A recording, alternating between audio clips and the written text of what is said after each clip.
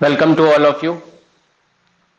Today we will going to discuss how will we perform in examination throughout year. पूरे साल भर हम कैसे एग्जाम में परफॉर्म करें, कैसे चीज़ों को करें ताकि हम अच्छे से परफॉर्म कर पाएं एग्जामिनेशन में। आज हम लोग को इन चीज़ों को समझना है। सबसे पहला काम ये होता है, जब हम लोगों ने हाई स्कूल के एग्ज़ाम दिए, वहाँ पे आप लोगों ने ये समझा कि हमें हाई स्कूल के एग्जामिनेशन में 70 नंबर का पेपर देना होता, 30 नंबर आपको प्रैक्टिकल के मिल गए थे। तो वहाँ पर लड़ाई आपके पास 70 नंबर की थी। 12th में और 10th में थोड़ा बेसिकली डिफरेंस होता है। डिफरेंस होता है कॉन्सेप्चुअल चीज़ों का। 10th में आप चाहे किस तरह से भी परफॉर्म करें, अगर आपने लिखा है, आपने कॉपी भरी है, तो आपको नंबर मिलेगा, आप अच्छे से पास हो जाएंगे। 12th में क्या होता है कि 12th में जब तक आपको सब्जेक्ट का नॉलेज नहीं है, पास तो होना 50% वाले को भी बोला जाता है कि 50% वाला भी पास हो गया, लेकिन अगर आपको अपने सब्जेक्ट का नॉलेज नहीं है तो फिर आप आगे कुछ नहीं कर सकते, क्योंकि 12th के बाद ही सारी चीजें आगे जुड़ी होती हैं। अगर आपका 12th का बेसिक मजबूत है तो आप आगे बढ़ते चले जाएंगे। आपका दिमाग 12th में डेवलप हो जाता है कि आप आगे के कोर्सेज को, आगे की चुनौतियों को एक्सेप्ट कर सकते हैं कि नहीं कर सकते, क्योंकि 12th का कोर्स ही इतना ब्रॉड होता है कि उसको पढ़ते पढ़ते आपका दिमाग खुल जाता है। 11th की चीजें पढ़ी, वहां पर कोर्स ज्यादा होता है, 12th की चीजें पढ़ी, वहां पर कोर्स ज्यादा होता है। आज के साथ 5 6 7 साल पहले की बात है कि वहां पर 11th 12th का दोनों का कोर्स एक साथ आता था एग्जामिनेशन में, तो वहां पर स्टूडेंट ज्यादा अच्छे थे, चीजों को समझ पाते थे। क्यों? क्योंकि उनको 2 साल वही चीजें पढ़नी है, 11th 12th का कोर्स, और उन्हीं को आपको कंबाइंड फॉर्म में एग्जामिनेशन परफॉर्म करना होता था। लेकिन अब क्या है, स्थितियां बदल गई। अब आपको केवल 1 साल का कोर्स तैयार करना है, वही आपके 12th के काम आता है। तो क्या 11th का बेकार है? नहीं, 11th का बेकार नहीं। ये गलती होती है कि आप केवल 12th की चीजों को पकड़ के चलते 11th वाली चीजों को धीरे धीरे भूल जाते हैं। उस समय क्या होता था कि बच्चे को दोनों चीजें आती थी, 11th की भी आती थी, 12th की भी आती थी। अब इस समय बहुत सारे ऐसे स्टूडेंट्स हैं, अगर मैं उनसे 11th के क्वेश्चंस पूछूं शायद एक बार आप ना बता पाए। क्यों? क्योंकि आपने उन चीजों को पकड़ के नहीं रखा, चलाया नहीं है। इसलिए कोई जरूरत भी नहीं, क्योंकि जब आपके कोर्स में आएगा नहीं तो आप चलाएंगे नहीं। लेकिन ये चीज जरूरी थोड़ी होती कि जो हमारे एग्जामिनेशन में है उन्हीं चीजों पे हम पकड़ बनाते हुए चलें। जो पुराने टॉपिक है क्या उनको भूल जाए? नहीं, ऐसा कभी नहीं। अगर आपने 11th में कॉम्प्लेक्स नंबर चैप्टर पढ़ा है मैथ का, आपके घर में कोई छोटा भाई बहन है, वो आया और आप इस समय 12th में पढ़ रहे हैं, वो आपके पास आया, उसने कहा हमको ये कॉम्प्लेक्स नंबर का क्वेश्चन बता दीजिए। अब अगर उसी टाइम एट इंस्टेंट आप नहीं बता पाए, आपको कॉपी पलटनी पड़ी, इधर उधर की चीजों का सहारा लेना पड़ा, तो ये अपने आप में आपके लिए शर्म की बात होगी। क्यों? क्योंकि आप 12th में पहुंच चुके और आपको 11th की चीजें नहीं आती। इसीलिए जो भी चीज पढ़िए उसको बिल्कुल मन से पढ़िए। एक बार पढ़ लीजिए, खत्म, बार बार आपको ना रोना पड़े। एक बार रो लीजिए, वो अच्छा। देखिए, हमें पता है कि हमारे पास पढ़ने के लिए क्या क्या होता है। क्लास 12th की अगर हम बात करें, पढ़ने के तरीके किस तरीके से होते हैं, पहले हम अपने सब्जेक्ट्स को देख लेते हैं। हमारे पास कितने सब्जेक्ट हैं? देखिए, सबसे पहला सब्जेक्ट होता है फिजिक्स।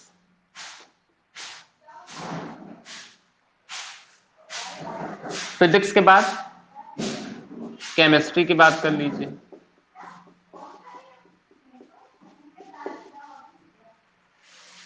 केमिस्ट्री के बाद अपना सब्जेक्ट मैथ्स। इसके बाद आपकी आती हिंदी और इंग्लिश।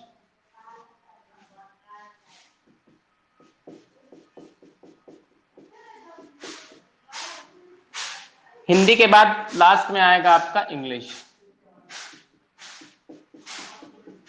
कुछ लोग इंग्लिश लेते हैं यहां पर और कुछ लोग कंप्यूटर ले लेते हैं, तो दोनों चीजें आपकी आ गई, इंग्लिश हो या कंप्यूटर हो। अब ये जब 5 सब्जेक्ट हैं हमारे पास, हमें साल भर इन्हीं पे पकड़ बनानी है। आपको पता है कि बच्चे 95% नंबर तक ला पाते हैं 12th में। 12th में लोगों के नंबर 90 से लेकर 98 99% तक जाता है, ये आप मान लीजिए। 100% को छोड़ दो, अगर सीबीएसई आईसीएसई वालों को छोड़ दो, मैं यूपी बोर्ड की बात कर रहा हूँ। यूपी बोर्ड में आपको पता है कि 90 से लेकर 98 के बीच तक लोगों के परसेंटेज आते हैं। और वो बच्चे कौन से होते हैं? वो बच्चे यहीं से निकलते हैं जो फिजिक्स केमिस्ट्री मैथ्स में ज्यादा पकड़ बना के चलते हैं। अभी हिंदी इंग्लिश के में कोई बात नहीं करनी, उस पर ही बात करेंगे। सबसे पहला आता है फिजिक्स। फिजिक्स को हम कैसे पढ़ें साल भर, किस तरीके से, अपनी क्या रणनीति रहेगी? आपने एक का नाम सुना होगा, चाणक्य का। चाणक्य के पास रणनीति थी, वो रणनीति से काम करता था। कोई भी योद्धा कुशल तभी माना जाता है जब उसके पास रणनीति हो। युद्ध में लड़ना तो एक अलग बात होती है, और युद्ध से बच के निकलना और चीजें स्ट्रेटेजी वाइज काम करना, ये भी अलग अलग चीज होती है। ऐसे फिजिक्स आ गया आपके पास। अब हमें फिजिक्स को तैयार करना है। थोड़ा कठिन सब्जेक्ट माना जाता है। माना क्या जाता है, ये रूमर्स सुने हैं, सालों से ये रूमर्स होते हैं कि फिजिक्स केमिस्ट्री मैथ ट्वेल्थ की कठिन हो जाती है। जब हम लोगों के समय की बात है, हम लोगों के समय में भी होता था कि ये सब बहुत कठिन सब्जेक्ट माने जाते थे। फिजिक्स नाम समझ में आ रहा है, फिजिक्स पढ़नी है। हम लोग के समय में इतनी मोटी मोटी 2 बुक्स होती थी, फिजिक्स फर्स्ट फिजिक्स सेकंड की। अब तो शायद एक ही बुक हो या 2 भी हो सकती हैं, I don't know about that. अब केमिस्ट्री अपने आप में कठिन सब्जेक्ट, रिएक्शन आ रही है, रिएक्शन कौन से कैसे हो रही है हमें नहीं पता। मैथ्स तो मान लो देख ही रहे हैं आप लोग। हिंदी इंग्लिश बात की बात है। सबसे पहले फिजिक्स की बात कर लीजिए। आप लोग पढ़ते होंगे, जिन भी टीचर से पढ़ते हैं अच्छी बात है। हम केवल तरीका बता रहे हैं, आज हमारा सब्जेक्ट फिजिक्स नहीं, लेकिन मैं तरीका थोड़ा बता रहा हूं अपनी तरफ से। देखिए, जैसे हमें फिजिक्स तैयार करना है, तो पहले फिजिक्स में देखिए दिक्कत कहां होती है, समझने का प्रयास करिएगा। फिजिक्स किन 3 चीजों से मिलकर बना है, पहले इसको समझिए। भौतिक विज्ञान में 3 चीजें होती, थ्योरी, डेरिवेशन और न्यूमेरिकल। चौथी चीज नहीं होती, ये आपको पता है। आपने इसको कैटेगराइज कर लिया, पहले तो आपने थ्योरी कर ली इसकी अलग, थ्योरी।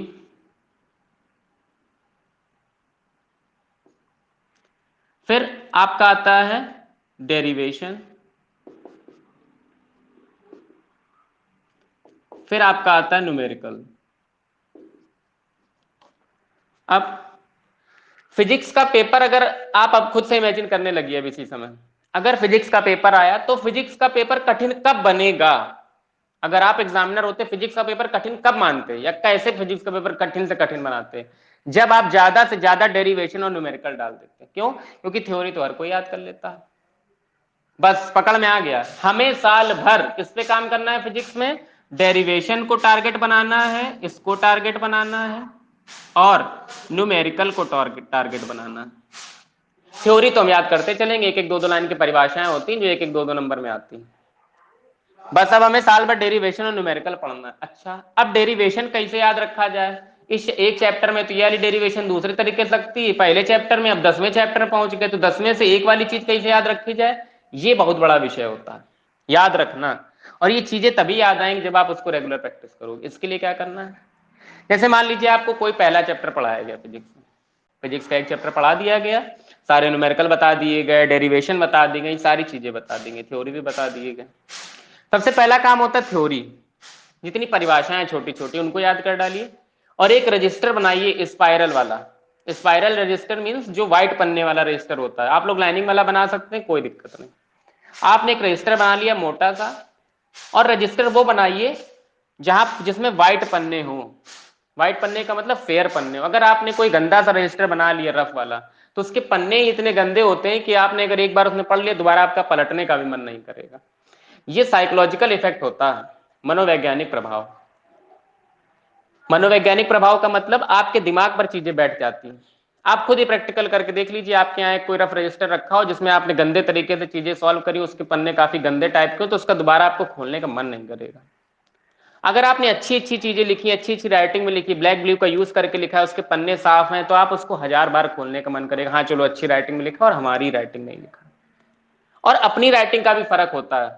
अगर आपने दूसरी की राइटिंग से पढ़ा हुआ याद रखा और खुद की राइटिंग से पढ़ा हुआ याद रखा, तो आपको 10% का फर्क दिख जाएगा। अपनी राइटिंग से ज्यादा याद होता थ्योरी। तो थ्योरी में जैसे पहला चैप्टर पढ़ा, आपने तुरंत अपना रजिस्टर उठाया जो मोटा सा था, जिसमें व्हाइट पन्ने थे, साफ साफ पन्ने थे, फेयर रजिस्टर था, तुरंत आपने ब्लैक ब्लू का यूज किया, थ्योरी पोर्शन परिभाषाएं याद कर करके लिखी। ये नहीं कि देख देख के लिखना है, देख के तो किताब में भी लिखा है, पन्ने थोड़ी भरने के लिए आए ना, पन्ने पेन खर्चा करने के लिए आए, हम अपने ज्ञान को बढ़ाने के लिए आए हैं। तुरंत आपने थ्योरी वाला पोर्शन देखा, तुरंत आपने याद करना शुरू कर दिया, एक एक हेडिंग याद की, एक डेफिनेशन याद की, उसको तुरंत उसमें लिख लिया। और साथ ही साथ बुक को भी पढ़िए, क्योंकि बहुत सारी चीजें होती है जो नोट्स में छूट जाती हैं, वो बुक में अंदर लिखी होती हैं डीपली चीजें। कोई भी सपोज आपने टॉपिक उठाया, फिजिक्स के बारे में मुझे उतना नहीं पता है, मैं एक बात बता रहा हूं आपको, थ्योरी वाला टॉपिक उठाया आपने, एक हेडिंग याद कर ली, मात्रक, परिभाषाएं, विमीय सूत्र, ऐसे करके आपने थ्योरी वाली सारी चीजें याद करके लिख ली एक लेसन के लिए, थ्योरी का पोर्शन खत्म। फिर अलग से आपने हेडिंग डाली उसमें स्पेशल पॉइंट्स या मेन पॉइंट्स। मेरी जो कॉपी है जो मेरे समय की, उसमें कभी मैं आपको अगर समय मिलेगा आपको दिखाऊंगा कैसे नोट्स बनाए जाते हैं, खुद की राइटिंग नोट्स बने हुए और बहुत अच्छे तरीके से बने हुए। फिर उसके बाद आपने स्पेशल फैक्ट्स डाले, जो चीजें थ्योरी में नोट्स में छूट गई थी, क्योंकि जिस भी टीचर से आप पढ़ेंगे वो आपको नोट्स प्रोवाइड जरूर कराएगा। सब फॉर एग्जाम्पल कुछ चीजें छूट गई या कोई चीज नहीं बताई गई, आपके सिलेबस में नहीं है वो चीज, फिर भी हम उसको पढ़ना चाहते हैं अपने ज्ञान को बढ़ाने के लिए, तो हमने तुरंत वहीं स्पेशल फैक्ट्स डाले और पॉइंट वाइज चीजों को वहां पर लिखना शुरू कर दिया। ये अलग बात है पेपर में आना है कि नहीं आना, उससे कोई मतलब भी नहीं है, ठीक। थ्योरी वाला काम खत्म। जब थ्योरी अच्छे से तैयार हो जाए तुरंत आप डेरिवेशन में आ जाइए। अच्छा एक चीज और, जैसे पेपर में कोई भी क्वेश्चन आता है तो हम ये कैसे पहचाने भैया यही वाली डेरिवेशन हमको लगानी, ये बहुत बड़ी समस्या होती है। मैं आज आपको बता दे रहा हूं, जिस दिन आपके सामने बोर्ड का एग्जाम होगा इस समस्या को आप खुद एनालाइज कर लेंगे कि ये होती है। बोर्ड का पेपर मिला आपको, वहां पर एक लंबी चौड़ी परिभाषा लिखी या लंबी चौड़ी लाइन लिखी, अब आपको खुद से एनालाइज करना है कि यार इसमें कौन सी डेरिवेशन लगाएं, गॉस थ्योरम वाली लैम्डा वाली डेरिवेशन लगा दें कि pi equal to Q upon epsilon वाली डेरिवेशन लगा दें, कि वो बेलन वाला लगेगा। जो हिंदी मीडियम वाले, कोई यहाँ पर इंग्लिश मीडियम वाला है? जितने भी लोग लाइव में कोई है ऐसा इंग्लिश में जो हो? अच्छा ठीक है। तो गॉस थ्योरम जैसे आपने पढ़ी, फिर उसके बाद आपने अगला टॉपिक पढ़ लिया, तो फिजिक्स में क्या होता है चीजें कोरिलेट होती हैं, हमें चीजें नहीं समझ में आती कि हम कौन सी डेरिवेशन कहाँ पे करें। तो ये चीज जरूर आप ध्यान रखिए। कैसे? जब आप डेरिवेशन वाले पोर्शन में गए तो हेडिंग डाली डेरिवेशन, साथ में अपनी बुक उठाई, जो भी बुक आपके यहाँ चलती है, फॉर एग्जाम्पल कुमार मित्तल चलती है, जिस जिसके यहाँ कुमार मित्तल चलती है तो वहां पर पीछे क्वेश्चन लिखे रहते हैं और वहां पर क्वेश्चन का टाइप लिखा रहता है कि कैसे क्वेश्चन आएगा तब आपको ये डेरिवेशन करनी। तुरंत आपने वहां क्वेश्चन लिख लिया, एक क्वेश्चन लिख लिया और उसके नीचे अपना डेरिवेशन शुरू कर दिया। और डेरिवेशन करने का मतलब है कि जैसे आपको आपके टीचर ने पढ़ाई पहले उससे समझने का प्रयास करिए, 2-3 बार पहले उसके नोट से समझिए, क्योंकि यही मेन है डेरिवेशन। आपने कई बार उसको समझ लिया, जब आपके दिमाग में अच्छे से बस गई, पहले रफ कॉपी में आपने कर लिया, फिर वही स्पाइरल रजिस्टर उठाया जो फेयर वाला था, उसमें आपने तुरंत डेरिवेशन अपनी अच्छी अच्छी राइटिंग में लगाना शुरू कर दिया। आपके पास एक डेरिवेशन तैयार हो गई, उसका फॉर्मूला तैयार हो गया, उसका विमीय सूत्र, मतलब विमीय सूत्र का मतलब होता है डायमेंशनल एनालिसिस वाला फॉर्मूला जो होता है, विमीय विश्लेषण जो होता है, डायमेंशनल एनालिसिस। जब विमीय विश्लेषण आपने लिख लिया, सारी चीजें आपने वहां लिख ली, वो डेरिवेशन क्लियर हो गई, तो उस डेरिवेशन के साथ आपकी बहुत सारी चीजें तैयार। पहली चीज तो डेरिवेशन ही तैयार हो गई, फिर फॉर्मूला जो लगना था उस डेरिवेशन के लास्ट में वो आपको तैयार हो गया, और अंदर बहुत सारे फॉर्मूले लगते चले जाते हैं वो आपको तैयार हो गया। इतनी चीज तैयार हो गई, फिर उसी चैप्टर मान लो अगर कोई दूसरी डेरिवेशन हो तो उसको तैयार कर लीजिए। एक चैप्टर में ज्यादा से ज्यादा 5 डेरिवेशन होती मैक्सिमम, उससे ज्यादा नहीं होंगी। 5 गॉस वाले वो चैप्टर में होती है, उसके अलावा शायद किसी में 5 नहीं होती, 1 2 1 2 2 3 ऐसे करके चलती है। तो डेरिवेशन तैयार कर ली, सपोज इसमें 5 डेरिवेशन आ गए, तो क्या भैया हम पांचों तैयार रखें? इसमें भी आप प्रेफरेंस कर लीजिए कौन सी सबसे ज्यादा बार पूछी गई। और ये आपको कैसे पता चलेगा? ये आपको पता चलेगा प्रीवियस ईयर के पेपर्स देखने पर। चैप्टर वाइज काम करते चले जाइए, एक बार अगर आपने गॉस थ्योरम वाला चैप्टर पढ़ लिया है तो फिर दोबारा हम तभी पढ़ेंगे जब हमारा पेपर होगा, बार बार हम नहीं पढ़ेंगे, एक बार में ही सारी चीजें करेक्ट करके खत्म बस। तो आपने देखा 5 डेरिवेशन थी इसमें, अब हम सबसे ज्यादा किसको तैयार करें? आपने तुरंत पिछले साल के 2-3 साल के पेपर देखे और आपने देखा कि यार ये गॉस थ्योरम 2018 में भी आई, 19 में भी आई, 20 में भी आई, इसका मतलब यही ज्यादा इंपॉर्टेंट है। ये आपने तैयार कर ली और इसी तरीके से आपने एनालाइज कर लिया, खुद आपको चीजें पता चल गई। डेरिवेशन का काम हो गया, पहले चैप्टर की थ्योरी तैयार हो गई, डेरिवेशन तैयार हो गई। अब आती न्यूमेरिकल की बारी, महत्वपूर्ण चीज। पेपर में यही चीज आपका स्कोर डाउन करेगी, न्यूमेरिकल। और न्यूमेरिकल पे बहुत अच्छे से पकड़ बना के चलिए, सोते में भी आपसे कोई पूछ दे आप न्यूमेरिकल बता सके, ऐसी अपनी पकड़ बनाइए। और वो पकड़ कब बनेगी? जब आप डेरिवेशन को तैयार करके आ चुके होंगे पीछे से। जैसे ही आपने डेरिवेशन तैयार कर दी, न्यूमेरिकल आपको अपने आप समझ में आने लगेगी। और फिजिक्स के न्यूमेरिकल में सबसे आसान बात ये होती है, सारा डेटा आपको दिया होता है, सारी चीजें आपको पता होती, गिवन सारी वैल्यू आपको दी, अलग अलग वैल्यू रख ली। अब आपका काम है कि इन वैल्यूज से कौन सा फॉर्मूला लग रहा है। मैं एक छोटा सा एग्जांपल लेता हूं। फॉर एग्जांपल आपको वोल्टेज दिया है V equal to 5 volt, I equal to आपको दिया है 5 एम्पियर, आपसे रेजिस्टेंस पूछा है R इज इक्वल्स टू। जब आपसे रेजिस्टेंस पूछा है, ऐसे दूसरे जो चैप्टर होंगे उनमें फॉर्मूले बन जाएंगे ऐसे डेटा। तो जब आपके सामने V आया, I आया, आपके दिमाग में तुरंत आया होगा कि भैया ये तो आप V equal to I R वाला फॉर्मूला लिखे दे रहे हैं, तो इसी से तो होगा। तो ये आपको कैसे आया? क्योंकि आपको दिमाग में फॉर्मूला चल रहा है कि V equal to I R होता है, V equal to I R होता है। इसीलिए जब आप डेटा यहाँ पर पूरा लिख लेंगे वैल्यूज का, आपके दिमाग में तुरंत चीजें घूमने लगेंगी कि फॉर्मूला तो इन वैल्यूज से यही बनता है, तो यही लगेगा। इसीलिए फिजिक्स के न्यूमेरिकल आसान हो जाते हैं। एक एक चैप्टर वाइज काम करते चलिए, थ्योरी हो गई, डेरिवेशन हो गया, न्यूमेरिकल हो गया, अब कुछ बचा ही नहीं इसमें। ठीक है, जब हमने पहला चैप्टर कंप्लीट कर लिया, इसी तरीके दूसरा कर लेंगे, तीसरा कर लेंगे, चौथा कर लेंगे, पांचवा कर लेंगे। अब 5 चैप्टर तक आ गए, लेकिन जब हमने पहले पे एनालाइज किया तो देख रहे हैं चीजें हम भूलते चले जा रहे हैं। 5वें पे आ गए, पहले दूसरे की चीजें थोड़ा सा फेड हो रही है हमारे दिमाग से, हल्की धुंधली होती जा रही है। अब क्या करें? अब आपको करना ये है, स्कूल में मान लीजिए अगर सब कुछ सही होता तो स्कूल में तीन एग्जाम चलते हैं, थर्ड मंथली, फिर उसके बाद होता है 6 मंथली, फिर उसके बाद ईयरली या एनुअली जिसको आप कह देते हैं। थर्ड मंथली, 6 मंथली और ईयरली। उस समय जो बच्चा पढ़ने में ज्यादा सही होता है या शुरुआत से जो कॉन्शियस होता है, वो क्या करता है, थर्ड मंथली से ही पकड़ बनाना शुरू कर देता है। क्यों? थर्ड मंथली के जब एग्जाम हुए और आप 5 चैप्टर तक पहुंच गए, तो अब जब थर्ड मंथली का एग्जाम होगा तो 5 चैप्टर आएंगे हमारे पेपर में। तुरंत आपने उन पांचों का बिल्कुल धड़ाधड़ रिवीजन करना शुरू कर दिया, डेली घोल के पीना शुरू कर दिया। कैसे? अच्छे से सारे नोट्स आपके पास बने थे, थ्योरी तुरंत याद करना शुरू कर दिया, डेरिवेशन को कई कई बार लगाया रफ में, न्यूमेरिकल का आपने देखा कैसे कैसे कॉन्सेप्ट लग रहे हैं।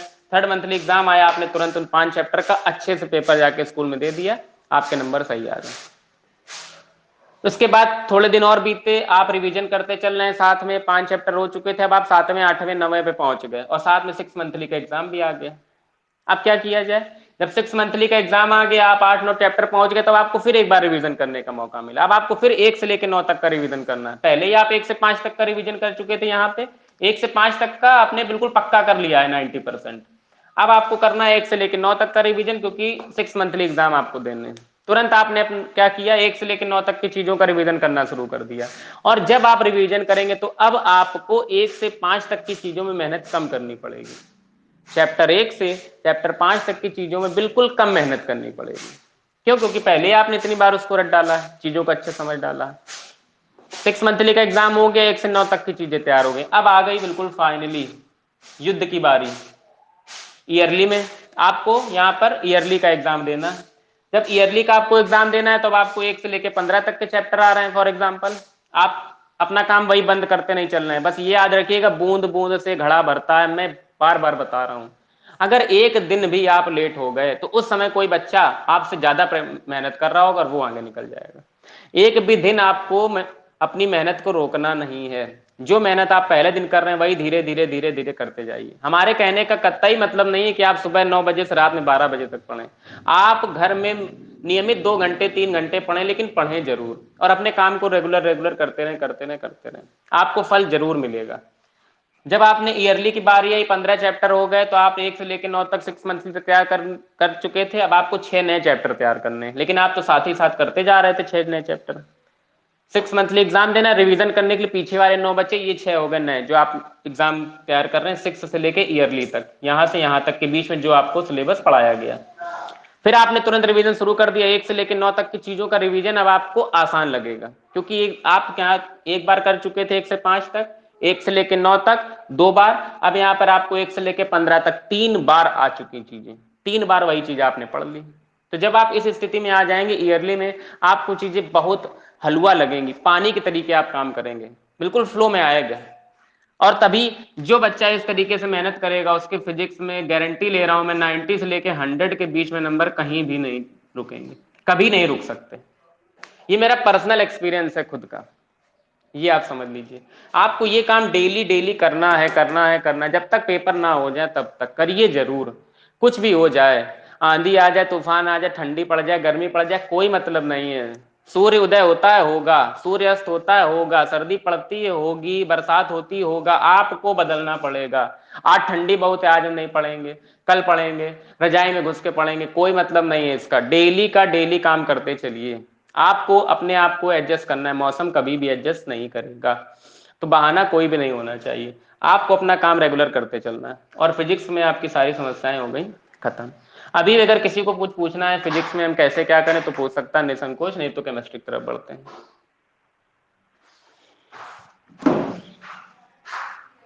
किसी को दिक्कत तो पूछ लीजिए। ये 12th है इसीलिए मैं आपको बता रहा हूँ, हाई स्कूल होता तो ना बताते बिल्कुल, क्योंकि ये अपने आप में बड़ी क्लास है, आपके एकेडमिक का सबसे आखिरी सीढ़ी होती है ये, फिर इसके बाद आप पहुंच जाएंगे ग्रेजुएशन की तरफ।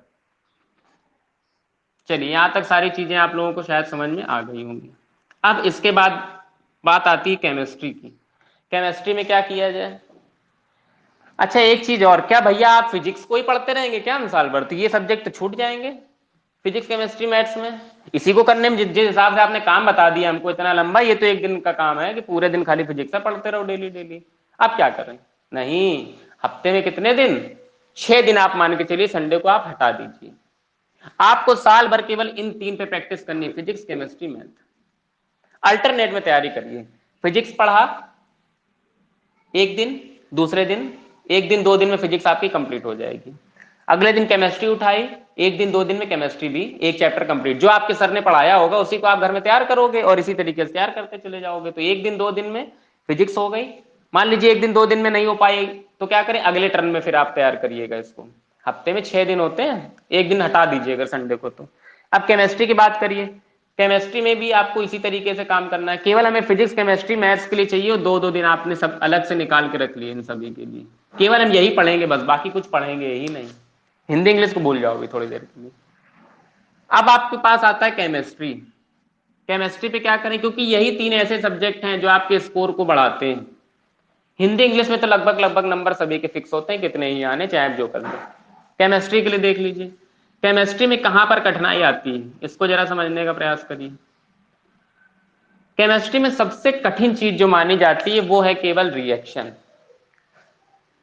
रिएक्शन, कन्वर्जन, लैब मेथड, यही सब चीजें होती हैं। देखिए सबसे पहला आता है केमिस्ट्री में रिएक्शन, और रिएक्शन में ही इसी में आ जाता है कन्वर्जन वाली चीजें जो आप लोग समझ रहे होंगे, एक कंपाउंड से दूसरा compound banana, reaction, conversion, what happens when,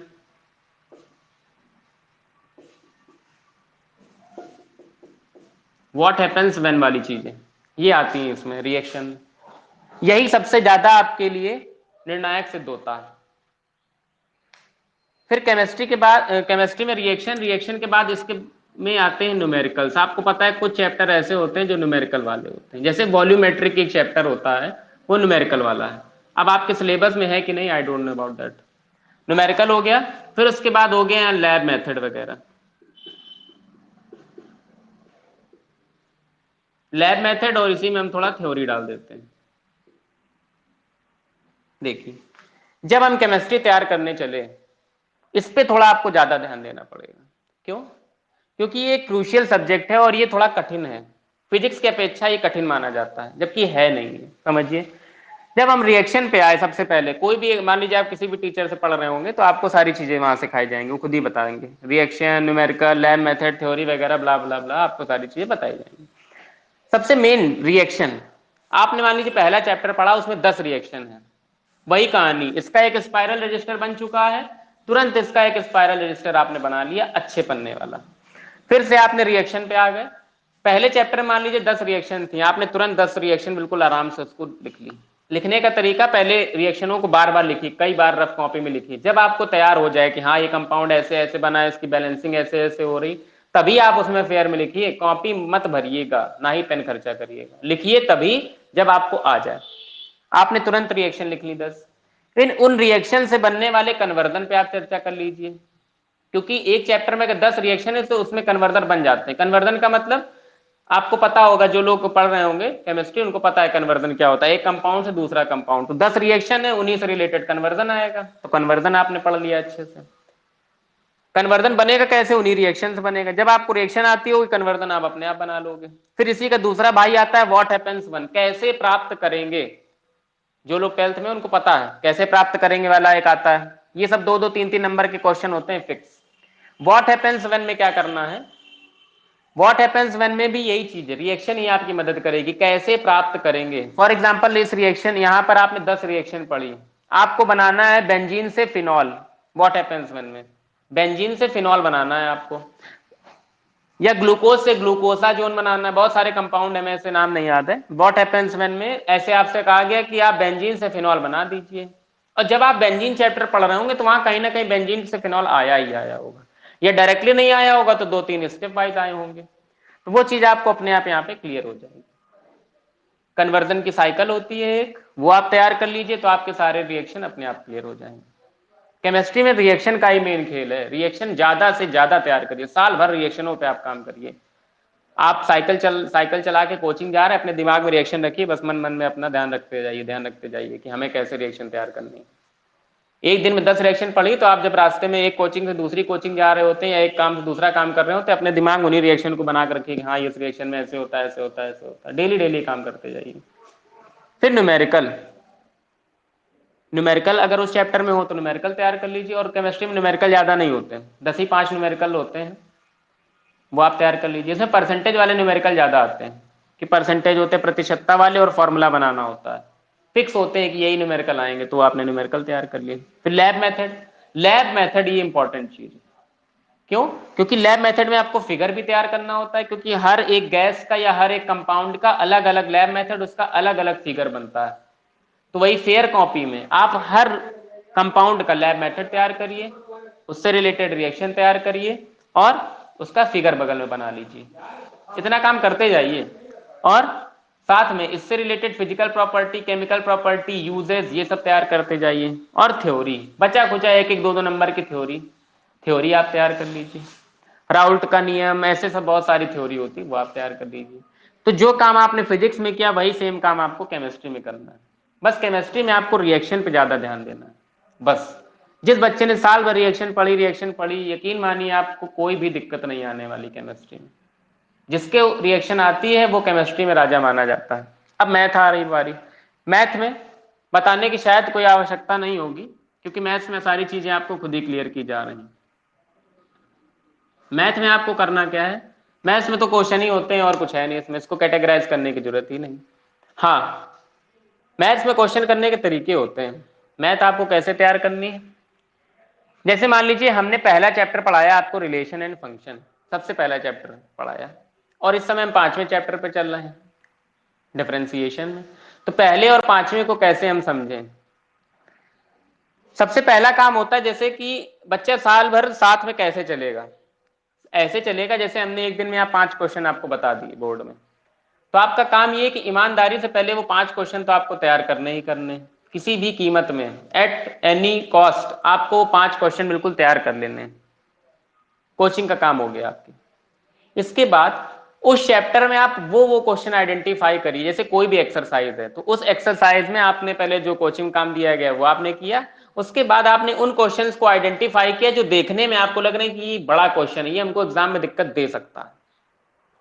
exercise वाली बात कर रहा हूं, पहला मान लीजिए आपने देखा एक्सरसाइज 1, सपोज पहली वाली एक्सरसाइज देखी, उसमें आपने हमारे साथ साथ चल रहे हैं, 5 क्वेश्चन बताया आपने कर लिए, फिर अगले दिन 5 बताया वो आपने कर लिए, फिर अगले दिन 5 बताया वो आपने कर लिए, इसी तरीके से पूरा एक चैप्टर हो गया कंप्लीट। जैसे ही एक चैप्टर कंप्लीट हुआ तुरंत अब आपका काम शुरू, खुद का काम। खुद का काम ये, आपने चैप्टर वाइज चैप्टर काम करना शुरू कर दिया। पहली एक्सरसाइज देखी, आपने देखा कि हाँ ये क्वेश्चन हो जाएगा, ये हो जाएगा, ये हो जाएगा। एक क्वेश्चन आपको ऐसा दिखा जो बड़ा है और यहाँ पे दिक्कत हो रही है, उसमें आगे लिखा है 2015, 2016, 2018, तुरंत आपने उसको उसी बुक में ऐसे करके मार्क कर दिया कि ये क्वेश्चन पेपर में हमको दिक्कत देगा। पहली चीज। दूसरी चीज, जब हम कभी मैथ में कोई भी क्वेश्चन घर में कर रहे होते हैं, सपोज हमने कोई क्वेश्चन उठाया, उसको करना शुरू किया, फंस गए, उस क्वेश्चन में नहीं आया, तुरंत आपने उस क्वेश्चन के आगे 2-3 स्टार ऐसे बना लिए। क्यों बना लिए? इसलिए बना लिए क्योंकि वो क्वेश्चन अगर आज हमको दिक्कत दे रहा है पहली बार में, तो यही क्वेश्चन पेपर में भी 101% दिक्कत देगा। जो घर में दिक्कत दे रहा है, क्योंकि एग्जामिनेशन में प्रेशर होता है, जो चीज हम अपने घर पे नहीं कर पा रहे हैं फ्री माइंड से, पेपर में तो कर ही नहीं पाएंगे। इसका मतलब ये एक क्वेश्चन हमको ऐसा दिखा जो हमारे लिए दिक्कत खड़ी कर सकता है, तो दिक्कत को यहीं पे खत्म कर दीजिए। तुरंत आपने इसको आइडेंटिफाई कर दिया, ये हमारा दुश्मन है, और इसमें आपने 3 स्टार तुरंत बना दिए। कि पेपर टाइम जब पेपर होगा उसके एक दिन पहले 2 दिन पहले जब हमें रिवीजन करने का समय मिलेगा, इस क्वेश्चन को हम जरूर से जरूर देखेंगे और इसको पढ़ के जाएंगे, इसमें लगने वाले फॉर्मूले याद कर लेंगे, इसका कॉन्सेप्ट को समझ लेंगे। मैथ्स का यही तरीका होता है बस। और मैथ्स में तैयार करने का तरीका ये होता है, जैसे कि मान लीजिए हमने एक चैप्टर लेके 5 चैप्टर तक पढ़ा दिया आपको, फेयर कॉपी इसमें भी बनेगी, मोटा रजिस्टर, ताकि सारे क्वेश्चन लाइन से आपके पास लगे, लाइन से लगे, आपको भटकना ना पड़े। एक कॉपी आपने बनाई, रफ कॉपी ऐसे फेंक दी, दूसरी बनाई ऐसे फेंक दी, इधर उधर पड़ी है। अब एग्जाम टाइम में भड़बड़ा गया, आपको कहीं दिख ही नहीं रहा, क्या करें, किससे देखें, सर से कांटेक्ट करें। तो पेपर के एक दिन पहले पॉसिबल नहीं होता कि हम आपको सारी चीजें बता दें, इसीलिए फेयर कॉपी बनवाई जाती ताकि आप सारी चीजें देखते चलें, हमारी जरूरत ना पड़े। जैसे मान लीजिए होली का त्यौहार पड़ा, होली में तो एग्जाम होते हैं, छोड़िए होली को थोड़ी, तो आपको सपोज दिवाली पड़ा। अब दिवाली में मैथ्स का काम ये है कि 1 से लेके 5 तक के चैप्टर के हम हर वो क्वेश्चन लगाएंगे जो पेपर में पूछे गए। 5 चैप्टर पढ़ा दिए सर ने, अब 2-3 दिन की शायद छुट्टी पड़ गई कोचिंग में, या सर ने ही छुट्टी कर दी, कुछ भी हो गया। अभी जैसे बीच में हमने की थी, सर ने छुट्टी कर दी, अब 2-3 दिन क्या करें, छुट्टी करें, आराम करें? नहीं, उन दिन आपका काम ये होगा कि आपने तुरंत 5 चैप्टर को उठाया, 1 से लेके 5 तक, सारे क्वेश्चन नहीं लगाने ना, आप लगा पाएंगे 2-3 दिन की छुट्टी में। आपको वो क्वेश्चन लगाने जो पूछे गए हैं बोर्ड के एग्जामिनेशन में, और आपकी बुक में लिखा होता है आगे 2015 सीबीएसई एनसीईआरटी 2018 ऐसे करके उन क्वेश्चन सिलेक्टेड को लगाते चले गए। तो आपके दो फायदे, एक तो बोर्ड वाले जो क्वेश्चन प्रीवियस ईयर में पूछे गए वो तैयार हो गए, साथ ही साथ आपका रिवीजन भी हो गया, कॉन्सेप्चुअल चीजें भी आपने समझ ली। ऐसे करके आपको मैथ्स की चीजें तैयार करनी है। फिजिक्स केमिस्ट्री मैथ्स पढ़ते समय केवल ये आपके दिमाग में रखिएगा, जिसका पीसीएम मजबूत है उसको कभी कोई दिक्कत नहीं होगी। साल भर आपको केवल यही फिजिक्स केमिस्ट्री मैथ्स पे पकड़ बनानी, ये आप बार बार समझ लीजिए। और पकड़ बनाने तरीका वही, डेली का डेली काम करिए, जरूर से जरूर, कुछ भी हो जाए करना है। अब बात आती हिंदी की, हिंदी को क्या करें? तो हिंदी को तैयार करने के लिए पहली चीज तो यहां पर चीजें फिक्स होती हैं। फिक्स क्या होती हैं? हिंदी का पेपर पहली चीज तो लेंदी बहुत आता है। जब हम हिंदी का पेपर देते हैं तो आपको दिखता है कि लेंदी होता है। और हिंदी में दो चीजें होती हैं, एक तो व्याकरण वाला पोर्शन होता है जिसको आप ग्रामर का पोर्शन बोलते हैं। तो जब आप ग्रामर का पोर्शन, व्याकरण वाला पोर्शन हिंदी का, अभी हम उसकी बात नहीं कर रहे हैं जो फर्स्ट पेपर होता है, व्याकरण वाले पोर्शन में जो चीजें फिक्स हैं, जैसे संधि विच्छेद हो गया, समास हो गया और रूप हो गया, अगर ये सभी चीजें आपके में आती हैं तो इनको आप बिल्कुल तैयार कर डालिए। व्याकरण वाली चीजें, ग्रामेटिकल चीजें, उनको अच्छे से आपने बिल्कुल रट डाला, क्योंकि वो फिक्स हैं। अगर आपसे पूछा गया कि महर्षि का संधि विच्छेद क्या है और आपको उस समय आता है तो 1 नंबर आपको मिल गया, नहीं आता है तो वहां क्रॉस लग गया, वो फिक्स है 1 नंबर। तो पहले फिक्स वाली चीजें तैयार कर लीजिए कि संधि विच्छेद हमको तैयार कर लेना है, विभक्ति वचन लकार पहचानने वाली चीजें हमको तैयार कर लेनी है, ग्रामेटिकल चीजें, ऐसे कैसे लिखा जाता है उसका फॉर्मेट आपने तैयार कर लिया, एप्लीकेशन शायद आती नहीं है तो उसकी कोई जरूरत भी नहीं है, ये आपने तैयार कर लिया। तो आपने ये फिक्स वाली चीजें तैयार कर ली जो आपके ग्रामेटिकल पोर्शन जी में चली जाती है। फिर इसके बाद आप तुरंत आए लॉन्ग वाली चीजें, जैसे कहानी आती है एक लिखने को, पंचलाइट वाली कहानी, ऐसे कहानियां होंगी आपके में, कहानी आती है आपके लिखने में। और महात्मा गांधी और महाराणा प्रताप का आता है चरित्र चित्रण वगैरह लिखने के लिए। तो वहां पर क्या होता है, हिंदी में जो लॉन्ग वाली चीजें आती हैं जो थ्योरेटिकल हैं, जैसे महाराणा प्रताप आ गया, समझिएगा मेरी बात को, या गांधी जी आ गया लिखने के लिए। फिर उसके बाद कहानी आ गई, पंचलाइट, ये 3 चीजें आती हैं, 7-7 8-8 नंबर की आती हैं शायद, और ये लिखनी पड़ती है। यही चीजें आपके एग्जाम को बड़ा कर देती हैं। महाराणा प्रताप, गांधी जी, पंचलाइट आ गया फॉर एग्जाम्पल। तो आपने किया क्या, महाराणा प्रताप को उठाया, एक बार थॉरोली उसको रीड कर लिया आपने। थॉरोली रीड का मतलब एक बार उसको कहानी के तरीके पढ़ लिया आपने और उसकी हेडिंग्स पढ़ ली कि महाराणा प्रताप सत्यनिष्ठ थे, ये थे, फलाना दिमाका, आप समझ लेंगे उसको, महाराणा प्रताप ऐसे ऐसे थे, आपने उनके कैरेक्टरिस्टिक को पढ़ लिया और हेडिंग्स तैयार कर ली। और जब आप पढ़ रहे होंगे तो वहां ब्लैक लाइन से, ब्लैक डार्क कलर से आपको कुछ लाइनें दिखेंगी, वो महाराणा प्रताप के खुद के कहे गए शब्द होते हैं, या यही चीजें आपको एग्जाम में पॉइंट आउट करनी होती हैं। तो उनको बिल्कुल आपने अच्छे से पढ़ लिया, बाकी केवल आपने कैरेक्टर पढ़ लिया कि हाँ ये ऐसे थे, सत्यनिष्ठ, ईमानदार थे, बहादुर थे ये से हो गया। फिर आता गांधी जी, गांधी जी का चरित्र चित्रण आता है लिखने को।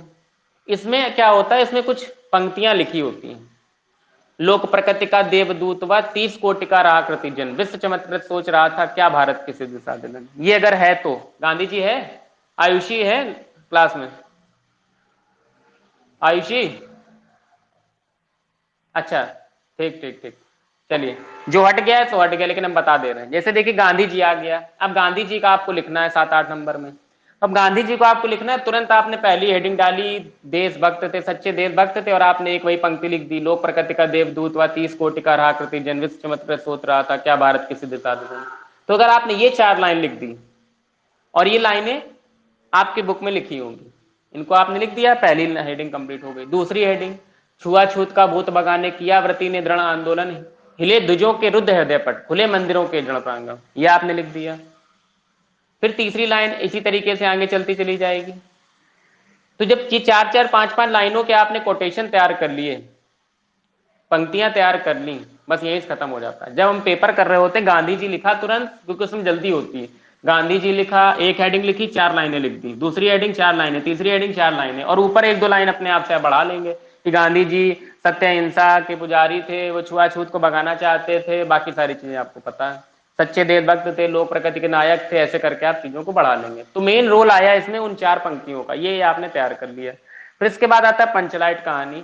तो कहानी में आपको थॉरोली केवल इसका वो पढ़ लेना है सारांश की क्या होता है। यहाँ पर वो पंचलाइट आती, पेट्रोमैक्स लाता है, वो जलाना उसको नहीं आ रहा होता है, फिर उसको गांव से बाहर कर दिया गया होता है, तो फिर उसको बुला के लाते हैं गांव में, क्या चलिए हमको जला के दिखाइए लालटेन कैसे जलाई जाती है, ये सब चीजें थी वहां पे। फिर इसके बाद आपका आता है जीवन परिचय वगैरह, एक आता है गद्य का और एक आता है पद्य का जीवन परिचय। जब हम जीवन परिचय तैयार कर रहे होते हैं तो आपको मेन मेन चीजें तैयार करनी है। क्या मेन मेन चीजों में आपको जन्म मृत्यु, जन्म स्थान, मृत्यु स्थान, माता का नाम, पिता का नाम, गुरु और रचनाएं। देखिए जरा इसको मैं बता देता हूं एक बार सही से समझिए जरा।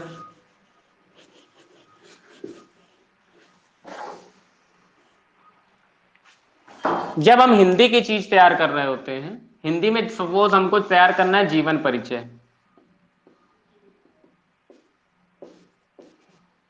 जब हमें जीवन परिचय तैयार करना है तो उस कवि का हमें जन्म, या कवि है जो लेखक है, पद्य में कवि और गद्य में लेखक, जन्म तैयार कर लिया, मृत्यु तैयार कर लिया पहले नंबर पे, माता का नाम तैयार कर लिया ऐसे करके, पिता का नाम तैयार कर लिया, गुरु अगर हैं तो गुरु का नाम तैयार कर लिया, फिर इसके बाद इनकी रचनाएं जो हैं वो तैयार कर ली।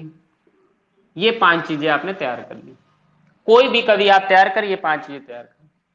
और जब हम पेपर में जीवन परिचय लिख रहे होते हैं तो पहले तो ये लिखते हैं जन्म मृत्यु माता पिता गुरु रचनाएं, और इधर हम लिखते हैं जीवन परिचय हेडिंग डाल के ऐसे जीवन परिचय, और इधर हम तुरंत शुरू हो जाते हैं कि ये ऐसे थे, बचपन में ऐसे थे, फलाना ढिमाका, इनके इन्होंने काम बहुत अच्छा किया, इनको मतलब ये घर से बहुत गरीब थे, ये सब चीजें कॉमन होती सभी के में।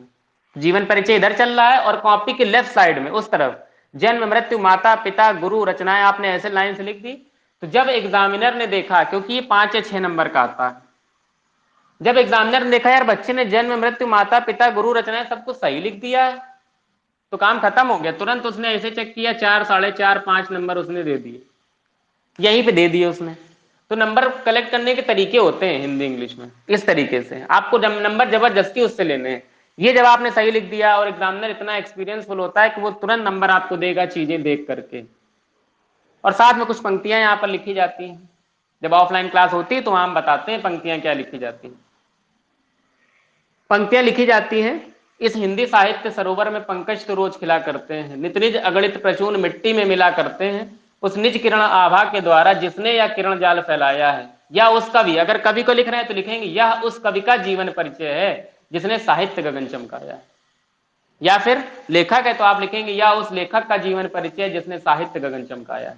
जब आपने इस ऐसे लाइन लिख दी 4 लाइन, इस हिंदी साहित्य सरोवर में पंकज तो रोज खिला करते हैं, नित निज अगणित प्रसून मिट्टी में मिला करते हैं, निज किरण आभा के द्वारा जिसने यह किरण जाल फैलाया है, या उस कवि का जीवन परिचय जिसने साहित्य गगन चमकाया है। ये 5 लाइनें उसने पढ़ी, खुश हो गया वो, क्योंकि आपको पता है गाने में जो म्यूजिक होता है, लिरिक्स, उसी पे पूरा काम होता है। गाना जो पसंद आता है वही गाना जाके हिट हो जाता है। हाँ बोलो। हाँ तुम जरूर बोलोगे यार, पता था मैं। हाँ हाँ, वेरी गुड। गाना समझ में आ रहा है अभी कि नहीं? ठीक है, देखिए, तो जन्म मृत्यु माता है। अच्छा, देखो, जन्म मृत्यु माता पिता गुरु रचनाएं लिख दी आपने, ऐसे करके यहाँ पे लिख दिया, बस हो गया, 5 नंबर आपको मिल गया, आपका काम खत्म। इसी तरीके आपने उसका पद्य का भी लिख दिया, जीवन परिचय, 2 जीवन परिचय तैयार हो गए, कहानी तैयार हो गई, महाराणा प्रताप गांधी जी तैयार हो गए, फिर उसके बाद व्याकरण का पोर्शन आपने तैयार कर लिया। इतनी चीजें अच्छे से कलेक्ट कर ली, बस यही चीजें हिंदी को बना देती हैं। और साथ ही साथ हिंदी में इस चीज का बहुत बड़ा रोल होता है, संदर्भ और प्रसंग। व्याख्या का कोई भी रोल नहीं है। हिंदी में आपको पैसेज दे देगा लंबा चौड़ा, आपसे कहेगा सह संदर्भ व्याख्या करें।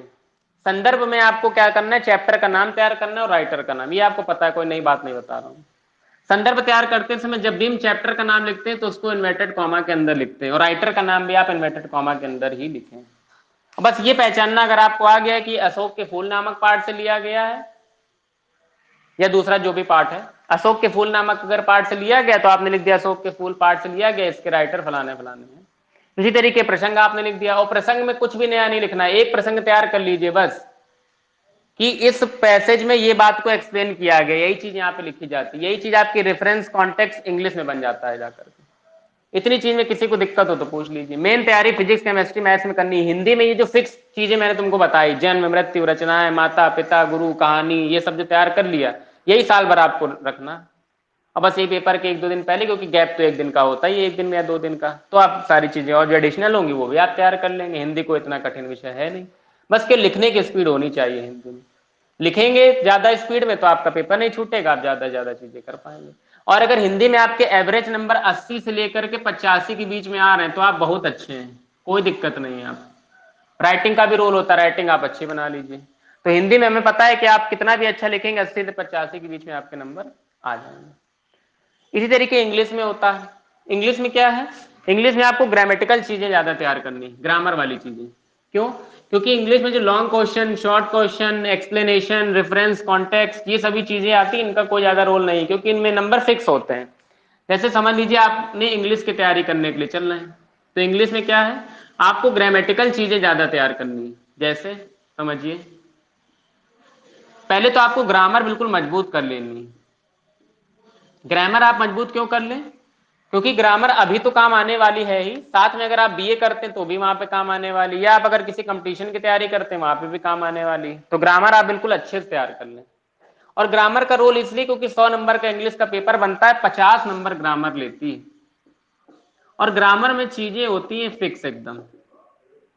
अगर कोई एक सेंटेंस दिया, उसका एक्टिव पैसिव आपको बनाना है, तो आपको पता है कि हाँ इसका एक्टिव पैसिव यही बनेगा, इसका डायरेक्ट इनडायरेक्ट यही बनेगा, इसका कॉम्प्लेक्स कंपाउंड यही बनेगा, क्योंकि वहां पे एक सेंटेंस लिखा है, आपको एक लाइन में उसका आंसर देना है, और 1 नंबर या 2 नंबर उसके रखे हैं। अगर आपने वही एक लाइन गलत कर दी तो 1 नंबर 2 नंबर कहाँ से मिल जाएंगे आपको। इसीलिए ग्रामर पे ज्यादा आपको ध्यान देना, ग्रामर को बहुत ज्यादा मजबूत कर लेना।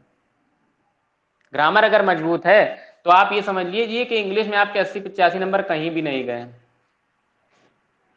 ग्रामर में हमने पहले फिक्स चीजें तैयार कर ली, एक्टिव पैसिव तैयार कर लिया, डायरेक्ट इनडायरेक्ट तैयार कर लिया, कॉम्प्लेक्स कंपाउंड तैयार कर लिया, इन्फिनेटिव टू आपने तैयार कर लिया। उसके बाद आपने जो पैरा जंबलिंग आती है, फिल इन द ब्लैंक्स भरने वाली, वो आपने तैयार कर ली अगर आती है तो। फिर इंग्लिश में ऐसे आता है, और ऐसे के नंबर आपको, जैसे 10 नंबर का आता है ऐसे, तो आपको 6, 7, 8 नंबर ऐसे मिल जाएंगे। कितना लंबा आपने लिखा है, कितने अच्छे से एक्सप्लेन किया है, कि कैसी आपकी राइटिंग, इस पर डिपेंड करता है। फिर इंग्लिश का जो फर्स्ट पेपर होता है उसमें आपको लॉन्ग क्वेश्चन, शॉर्ट क्वेश्चन, और अगर मर्चेंट ऑफ वेनिस है तो वो भी आपके में आती है सिलेबस में, अगर है तो, नहीं है तो कोई बात नहीं। नहीं है, चलिए इस बार हट गई मर्चेंट ऑफ वेनिस। अगर हम लॉन्ग क्वेश्चन कोई भी चैप्टर उठाते हैं, शंकु है ना, शंकु 12th में ही तो है शंकु। चलिए कोई भी अगर है चैप्टर, हमने मान लीजिए इंग्लिश का कोई भी एक लेसन उठाया जिसमें शॉर्ट क्वेश्चन भी लॉन्ग क्वेश्चन भी, तो लॉन्ग क्वेश्चन तैयार करने का तरीका होता है कि हम उस लेसन की पूरी स्टोरी को एक बार ब्रीफली पढ़ लें अच्छे से। और कोई भी बच्चा, मैं गारंटी लेता हूं कि जो भी बच्चा इंग्लिश का लॉन्ग क्वेश्चन लिखता है कभी भी रटा हुआ लिख ही नहीं सकता। यदि वो इंग्लिश का रटा रटाया पूरा क्वेश्चन लिख रहा है, चाहे वो क्वेश्चन बैंक से लिखे या गाइड कर लिखे, तो इसका मतलब उसने साल भर केवल इंग्लिश ही पढ़ी है। ये वाले सारे टर्म उसके जीरो हो गए, ये 3 टर्म। तो इंग्लिश में अब अगर आपको लॉन्ग क्वेश्चन तैयार करना है, बिल्कुल भी परेशान मत होइए, केवल आपको चैप्टर की रीडिंग कर लेनी है उसकी और उसके बारे में समझ लेना है, और हिंदी जरूर आनी चाहिए चैप्टर की। जैसे शंकु है फॉर एग्जांपल एक चैप्टर, तो उसकी हिंदी आपके दिमाग में बसी कि शंकु ने ये किया था, गोल्ड वॉच शायद उसने चुराई थी, ऐसा कुछ था शंकु ने, जो भी है। तो आपको पता है कि हाँ वो गोल्ड वॉच चुराने जाता है, लेकिन वो मैनेजर देख लेता है या नहीं देखता, उसके दिमाग में शंका बैठ जाती है, वो वापस जाके वॉच वहां पे रख देता है। तो इतनी कहानी आपके दिमाग में चल रही है पूरी, जैसे कोई मूवी होती है तो हमें पूरी उसकी स्टोरी पता है।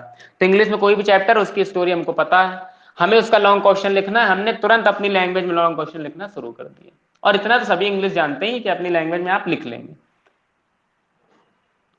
लेकिन शॉर्ट क्वेश्चन की जब बात आती है तो शॉर्ट क्वेश्चन फिक्स होते हैं, क्योंकि शॉर्ट क्वेश्चन आपको पता है कि 5-5 लाइनों में चलते हैं, 1 2 3 4 5, 5-5 लाइनों के हैं, इनमें गलती ना करें। शॉर्ट क्वेश्चन बिल्कुल फिक्स तैयार कर लें, और शॉर्ट क्वेश्चन पिछले 3 साल के तैयार करें। जैसे आप लोगों का एग्जाम 2022 में होना, 2021 तो बिल्कुल जीरो है अभी फिलहाल, तो आप क्या करें, 2018 से उठाएं, 2018 उठा लें, 2019 उठा लें, 2020 उठा लें, इन 3 सालों के सारे शॉर्ट क्वेश्चन बिल्कुल वर्ड टू वर्ड याद कर लें, और जो लॉन्ग क्वेश्चन है वो आप स्टोरी वाइज तैयार कर लें। बस हो गया, शॉर्ट लॉन्ग खत्म। इंग्लिश की भी तैयारी हो गई, ग्रामर हम पहले तैयार कर चुके थे, शॉर्ट लॉन्ग तैयार कर लिया। और जब कोई पैसेज दिखेगा तो हम तो ये तो पहचान ही जाएंगे कि ये फेलो ट्रेवलर का है कि किसका है। रेफरेंस कॉन्टेक्स्ट वाली चीज है, रेफरेंस।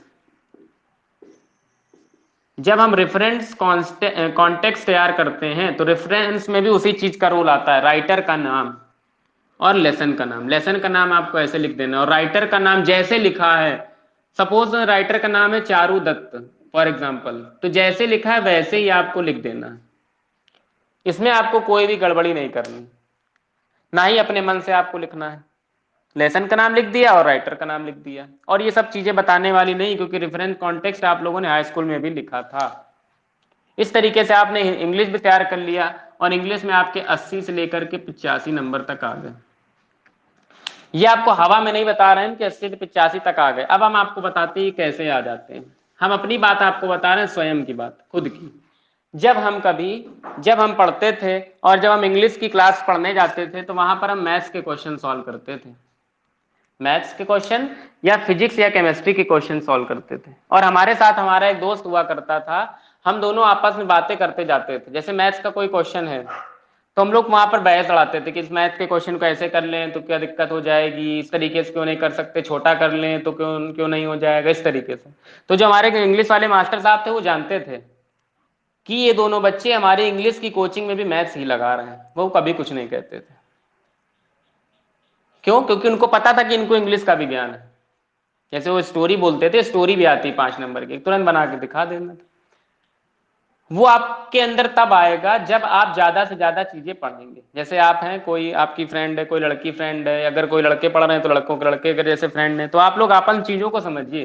केमिस्ट्री में जैसे आपने कोई चीज पढ़ी और उसके बाद आप इंग्लिश की कोचिंग जा रहे हैं या घर जा रहे हैं, तो आप रास्ते में उस चीज को कन्वर्सेट करते हुए चलें कि हम इसको ऐसे कर लें, ये चीज है, ये चीज, ये बताओ तुम। जैसे हम लोगों ने कोई चैप्टर पढ़ा फिजिक्स में, किसी में भी पढ़ा, तो हम लोग डिस्कस करते चल रहे हैं कि फिजिक्स में तुम्हें कल सर ने पढ़ाया, तो बताओ अच्छा इसमें क्या होगा, कैसे होगा, इसका क्या होता है, क्यों होता है। आप बुक से ज्यादा ज्यादा चीजें पढ़ो ताकि दूसरे वाले को आप नीचा दिखा सको। नीचा दिखाने का मतलब पढ़ाई में। आपका एक दोस्त है, उसको आपने अच्छे से खूब घर से पढ़ लिया मजबूत, और आपने दोस्त से भी कहा कि कल तुम पढ़ के आना, तुमसे पूछेंगे, देखें तुम्हारे दम है, बता पाते हो कि नहीं बता पाते हो। तो वो भी अब घर से पढ़ के आएगा अपनी दम दिखाने के लिए। और ये दम दिखाने के चक्कर में आप लोगों को इतनी चीजें तैयार हो जाएंगी कि आपको कभी किसी की जरूरत ही नहीं पड़ेगी। ये चीज आपको खुद करनी है। फिजिक्स में इसी तरीके से करते हुए 90 मेरे नंबर 96 के आसपास आ गए, केमिस्ट्री में भी 96 नंबर आ गए, और मैथ्स में भी 96 आ गए। तीनों में 96 96 96 नंबर रखे हुए हैं। और हमने साल भर वही काम किया, तो जो आज हमने आपको लिख के दिखाया, साल भर यही काम मैंने किया। हिंदी और इंग्लिश में, हिंदी में 83 नंबर आ गए, और सॉरी हिंदी में 81 नंबर आ गए, और इंग्लिश में 83 नंबर आ गए। हमारा मेन टारगेट ये तीनों थे, उनसे में कोई ज्यादा मतलब था भी नहीं। उनके लिए हमने विशेष रणनीति बनाकर रखी थी, वही ज्यादा ज्यादा शायरी, ज्यादा ज्यादा पंक्ति लिख दो, एग्जामिनर खुश, काम खत्म। यहाँ पर अपने आप नंबर आपको मिल जाते हैं हिंदी इंग्लिश में। मेन टारगेट होता है ये हमारे लिए पढ़ने वाली चीजें। तो आप लोगों को ऐसे ही चीजों को पढ़ना है। और अभी स्कूल नहीं जा रहे हैं तो सवेरे 9 बजे आप बैठ जाइए, कोई काम नहीं है अभी, सुबह 9 बजे बैठ जाइए, 2 बजे उठिए, बिल्कुल बिल्कुल खत्म कर दीजिए टॉपिक जड़ से। अगर ऑनलाइन क्लासेस चल रही फिजिक्स केमिस्ट्री की तो उनको बिल्कुल डेली के डेली करते जाइए। आप ये मत सोचिए अभी लॉकडाउन चल रहा, कोरोना चल रहा, जब स्कूल खुलेंगे तब तैयारी शुरू करेंगे, ऐसा कुछ नहीं है। स्कूल सितंबर में मान लो खुले और पेपर तो अगले साल अपने समय पे ही होंगे, तब क्या करोगे? सितंबर से तैयारी कर लोगे? नहीं कर पाओगे। इसीलिए तैयारी को डेली का डेली करते चलिए और अभी से करते चलिए। अभी भी अगर किसी को कोई चीज पूछनी है तो निसंकोच आज हमसे पूछ सकता है, कोई भी डाउट है तो पूछ लीजिए, अगर किसी को कोई दिक्कत है तो।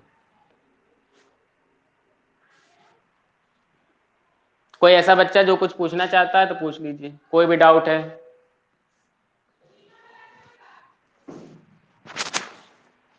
किस किस को चीजें समझ में आई, किस किस को अच्छा लगा, और ये फालतू बातें तो नहीं थी? कोई ऐसा स्टूडेंट जो सोच रहा हो फालतू बातें ये सब? शायद हमारे हिसाब से नहीं, हमने आपको बहुत ही प्रेशियस चीजें बता दी। किसी को कुछ पूछना हो तो आप पूछ सकते हैं कि सर हम कैसे क्या तैयारी करें, कैसे पढ़ें, किस तरीके से चीजें समझें। किसी को कोई दिक्कत आ रही हो तो भी हमसे पूछ सकता है कि ये चीज़ हमको नहीं समझ में आती, हम जब पढ़ते हैं तो हमारे साथ ऐसा होता है वैसा होता है। अगर ऐसे कोई डाउट आ रहे हैं तो पूछ लीजिए, नहीं तो फिर कल हम लोग अपनी क्लास में मिलेंगे। और इन चीज़ों को फॉलो जरूर करिए। चलिए ठीक है, किसी कोई दिक्कत नहीं है।